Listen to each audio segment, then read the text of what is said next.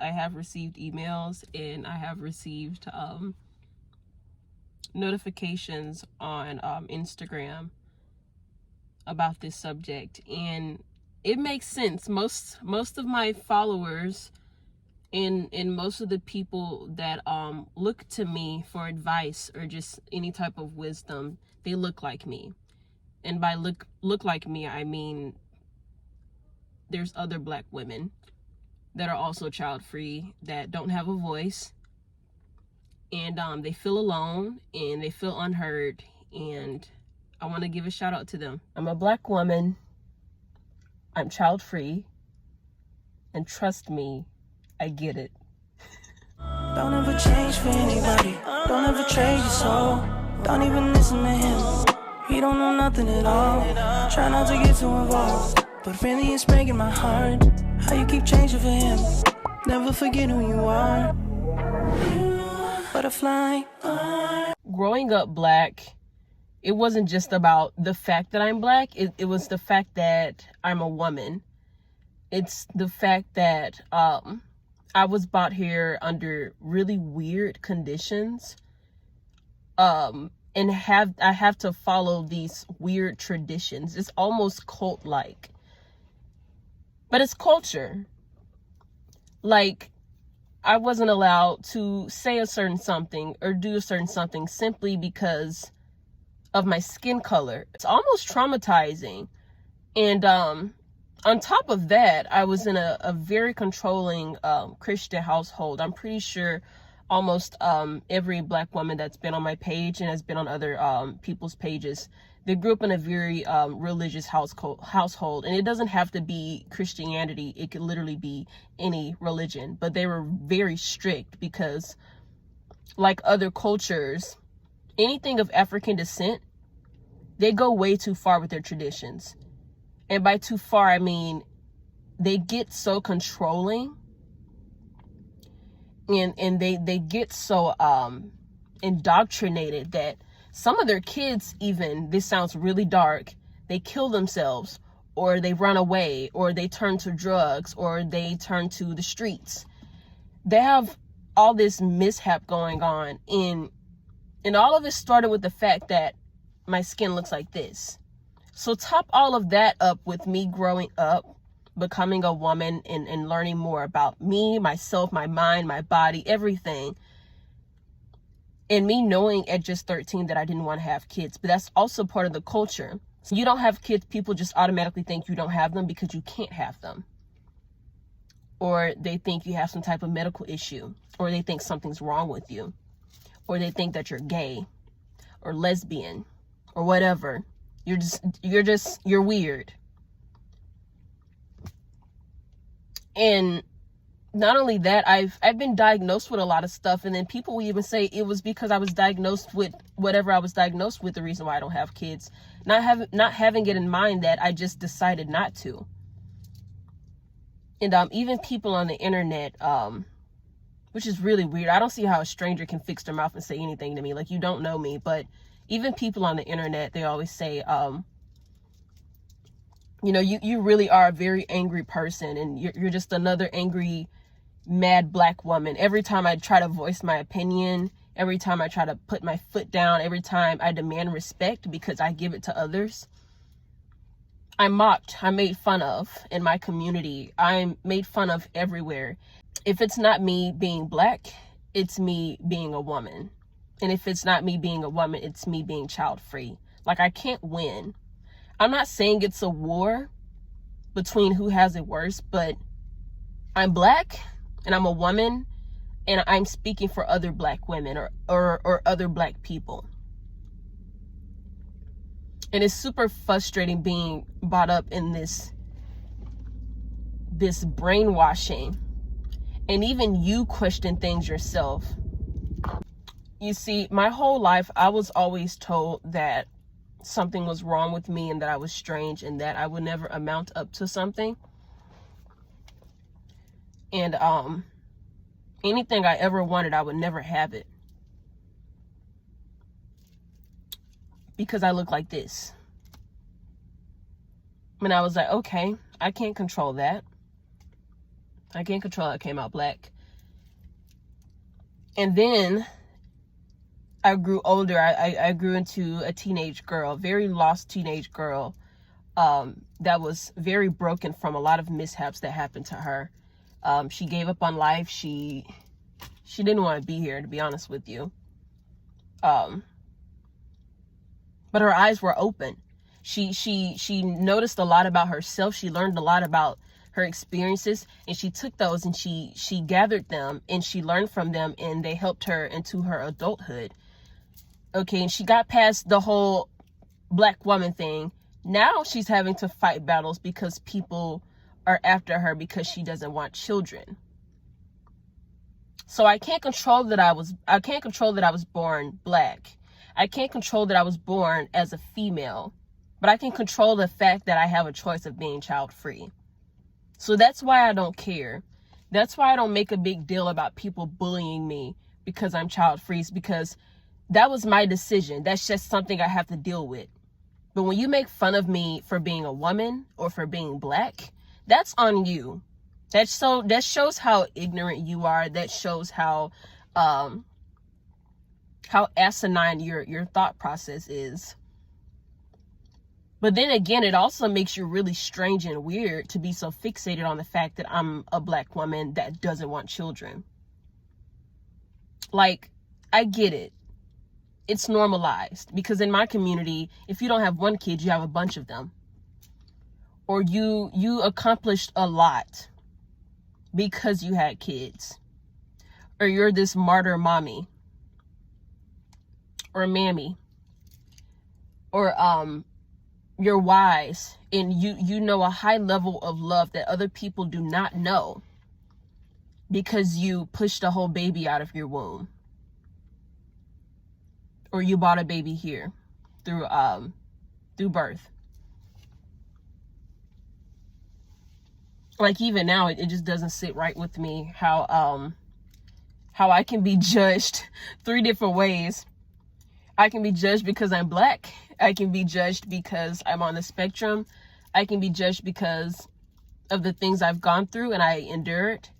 I can be judged because I'm a woman. And I can be judged because I don't want kids. Or I'm not in a hurry to get married. Or I'm not considering marriage at all. You know? But then again, I'm only 24. I have a lot to learn about myself. I still have a lot of things to see and do. So I can't make too many judgments. Like, I'm not in a hurry. But then again, tomorrow isn't promised. That's why my whole life I always thought in the moment. Whatever I do now is going to affect my future. I've never thought about the future because you don't know what the future holds. And I think that's why it was so easy for me to make the choice to be child free as a black woman. Even though everyone around me was having babies at 13, 14, people were congratulated for becoming baby daddies when they were in college, and baby mamas when they hadn't even graduated high school yet. That was congratulated. It was congratulated for you to, get married and make it out of a great divorce, which is weird because no divorce is great. You're literally cutting ties with someone you once thought you were going to spend the rest of your life with. Like, this whole community is just strange. Abuse was normalized. Sexual abuse was normalized. Molestation, neglect, abandonment, and just a lot of messed up things I don't want to say on camera. A lot of those things were normalized, and I'm a victim of them. And I'm not saying that's the reason I'm child free. I'm saying that when I made the choice to be child free, I had all of that in mind. See, this choice wasn't easy. I've been pressured since I was a child to have kids. When I was 2, my first toy was a baby doll. You know what I asked for? I asked for a toy keyboard. And the adults that I asked for it from, they laughed at me. They laughed at me because they said, little girls like you, they want baby dolls because that's going to make them great mommies.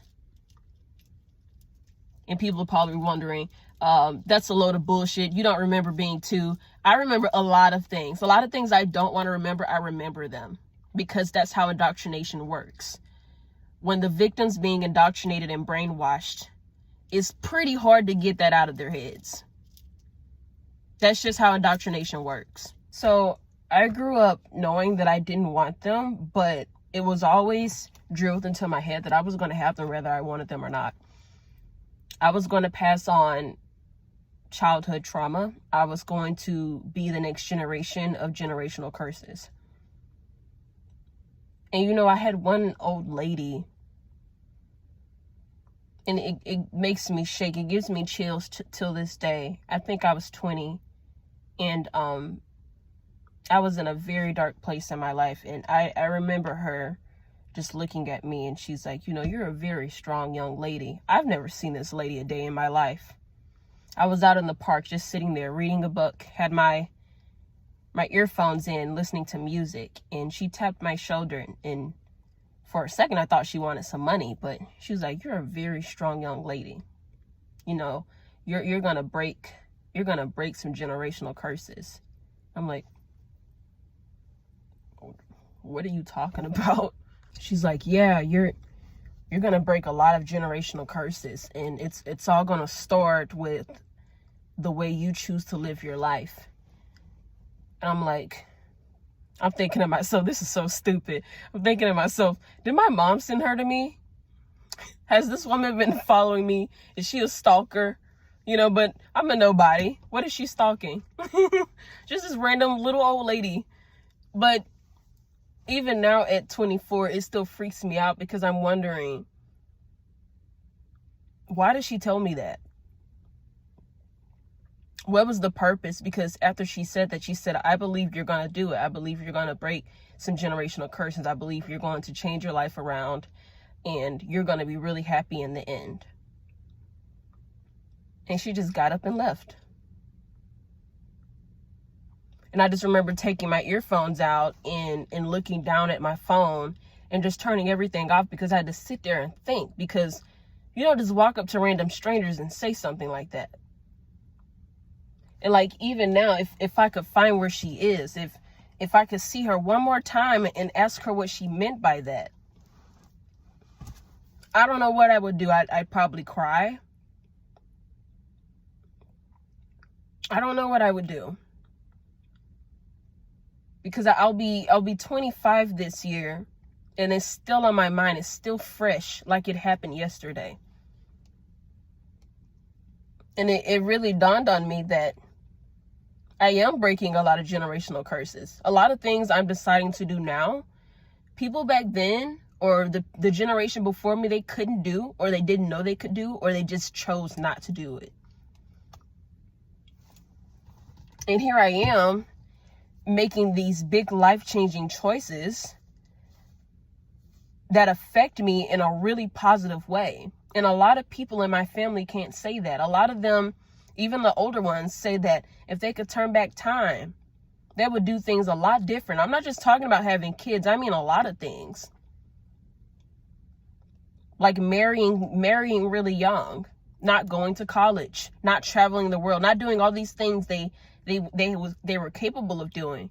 Just not doing the things they were capable of doing, but they just chose not to do it because they just thought they didn't have to, or they didn't have enough faith in themselves.